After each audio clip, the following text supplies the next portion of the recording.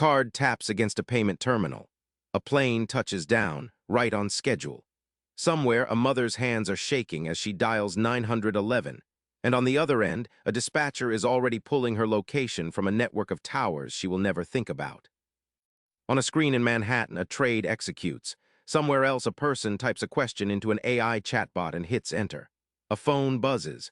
A video call connects.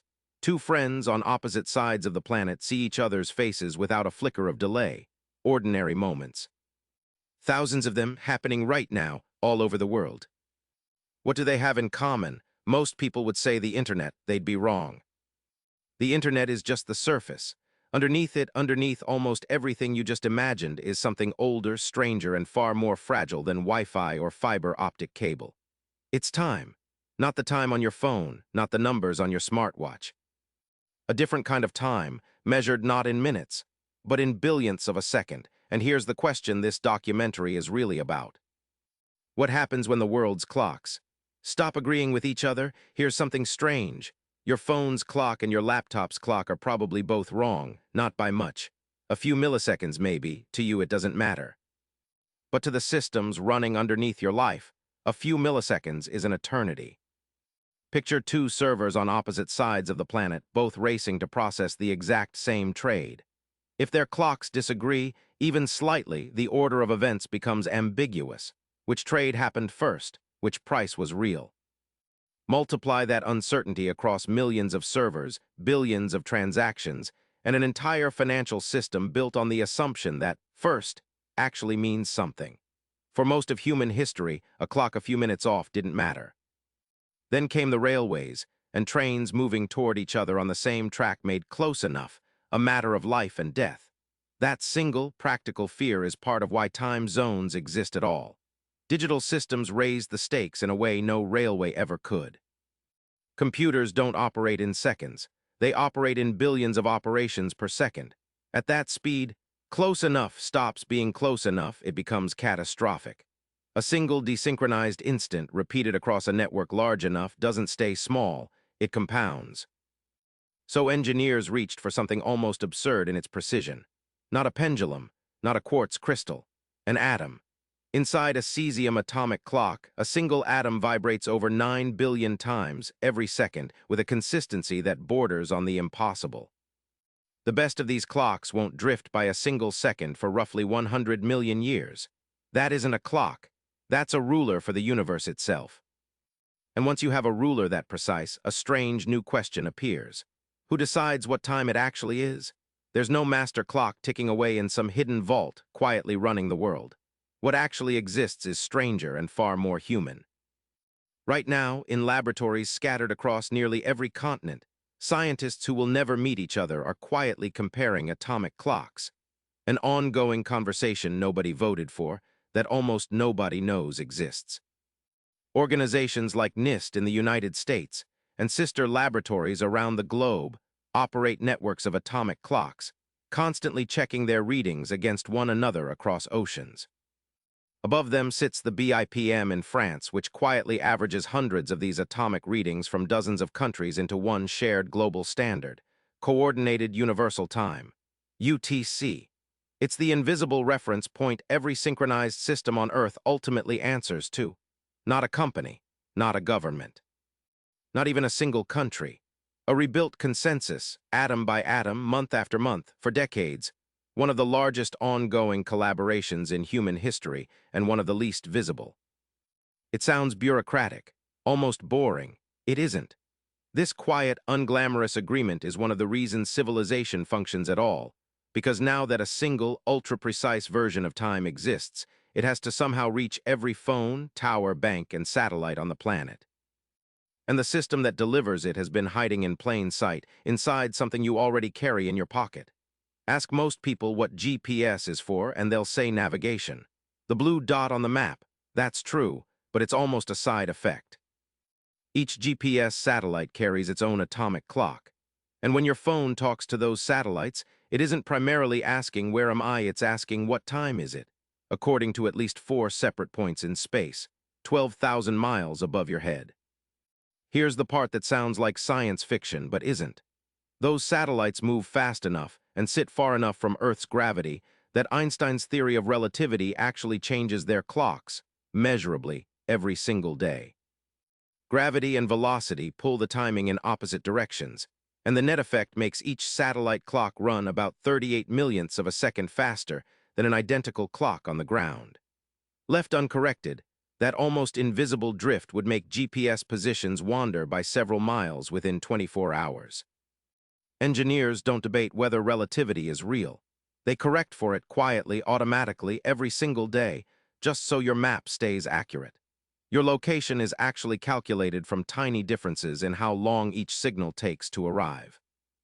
To make that math work, GPS has to broadcast time accurate to a few billionths of a second, precise enough that a delay shorter than a blink translates into a positioning error of dozens of feet.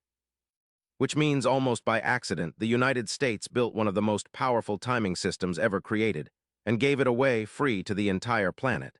Banks use it. Cell towers use it. Power companies, stock exchanges, hospitals. Most people think GPS is a map. It's actually the invisible clock synchronizing modern civilization. Once you know that, you start seeing it everywhere. 6:30 in the morning. The New York Stock Exchange hasn't opened yet, but its systems already have because regulators require every order, every cancellation, every trade to be time-stamped within a fraction of a millisecond of UTC. Billions of dollars will change hands before lunch, and the only reason anyone can ever prove which trade happened first is a clock no trader will ever see. Across town, that frightened mother is still on the phone. The dispatcher already knows which building she's calling from, not from anything she said, but from cell towers silently comparing timestamps to triangulate her location. Get that synchronization wrong by even a fraction of a second, and the ambulance goes to the wrong side of the building.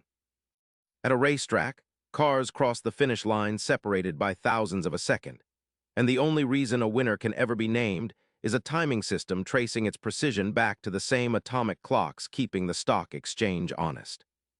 Two competitors, a fraction of a second apart, decided by a clock neither of them will ever meet.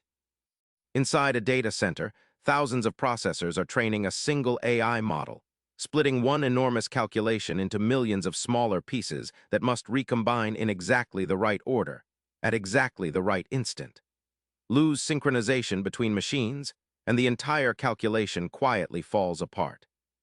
Your phone call moves from one cell tower to the next without a click, without a drop, because neighboring towers are synchronized closely enough to hand you off invisibly. Power grids keep alternating current oscillating in step across thousands of miles of wire for the same reason. Lose that synchronization, and equipment can fail, sometimes across an entire region. The photos on your phone exist in triplicate on servers on different continents, kept identical only because those servers agree, constantly, on when each change was made. Air traffic controllers watch aircraft converge on a runway, trusting that every radar return, every sensor is time-stamped by the same clock. Because at 300 miles an hour, a timing error isn't an inconvenience. It's a collision risk. A live broadcast stitches together cameras scattered across a stadium, frame perfect. For the same reason a soldier's radio message and a satellite's targeting data have to agree on what now means, sometimes in places where an adversary would love nothing more than to make them disagree. None of this is exotic. None of it is rare. It's happening right now everywhere, a frightened parent, a trader, a pilot, an AI, all leaning on the same invisible clock, none of them knowing it's there. So what happens when it isn't? Precision timing infrastructure is remarkably reliable, but it isn't invulnerable, and the people who run it know that better than anyone. GPS signals travel over 12,000 miles and arrive on Earth astonishingly faint, weaker in relative terms than a car headlight seen from thousands of miles away. That faintness makes them vulnerable to jamming and spoofing, and both have already disrupted navigation and timing for ships and aircraft in real conflict zones. A powerful solar storm can do quieter damage, disturbing the atmosphere, degrading satellite signals, even inducing currents in the very power lines that depend on synchronized timing to stay stable. And the ground-based systems that distribute timing aren't immune either. A cut cable, a misconfigured router, a targeted attack on a timing server. Any one of them can send a ripple of desynchronization through financial networks, telecoms, or utilities, quietly, before anyone outside the industry notices anything happened at all. This isn't speculation about collapse. It's the documented reason the United States, along with agencies across Europe and Asia, now treats precision timing as critical infrastructure, worth hardening the same way we protect power and water. Because the real danger was never one dramatic failure. It's that banking, telecom, energy, and transportation all quietly lean on the same handful of sources for the same invisible resource. When that many unrelated systems trace their timing back to one origin, a disruption doesn't stay contained. It becomes everyone's problem all at once. A slow desynchronization nobody planned for, spreading through systems that were never designed to talk to each other, connected only by the clock they secretly shared. Which is exactly why laboratories keep independent atomic clocks as backups, and why critical networks are increasingly building timing sources that don't depend on satellites at all. Here's where it gets more urgent, not less. Training a modern AI model isn't something that happens on one machine. It happens across tens of thousands of processors, sometimes spread between data centers hundreds of miles apart, each one working on a fragment of the same calculation, and all of them needing to pause, compare notes, and move forward together, over and over, thousands of times. If their clocks drift even slightly out of alignment, that synchronization slows, and an enormously expensive training run stalls, or silently produces the wrong answer. This is the part almost nobody talks about. The AI systems being built right now, the ones already reshaping how we work and think, are not just consuming electricity and computing power. They're consuming precision timing at a scale nothing before them ever demanded. Every breakthrough headline, a faster model, a bigger cluster, a new capability, is quietly standing on top of the same invisible clock that keeps a stock exchange honest and an ambulance on course. And the AI of the next decade, larger, more distributed, spanning more data centers and more specialized chips talking to each other in real time, won't need less of this invisible infrastructure. It will need dramatically more. We didn't just inherit a dependency on precise time. Every model we train, every system we build on top of it, quietly deepens that dependency further, which means the most advanced technology humanity has ever built is, in one very real sense, only as reliable as the ordinary, unglamorous atomic clocks it was never designed to think about. A card taps against a terminal and the payment clears in under a second. A plane's wheels touch the runway exactly on schedule. That mother's phone rings, the ambulance has arrived at the right address in time. Someone asks an AI a question, and thousands of processors, synchronized to the nanosecond, answer together as one. None of them ever see the clock. None of them ever will. Civilization didn't become fragile because our technology got weaker. It became extraordinarily strong, capable of things that would have sounded like fiction a generation ago. It became fragile for a stranger reason.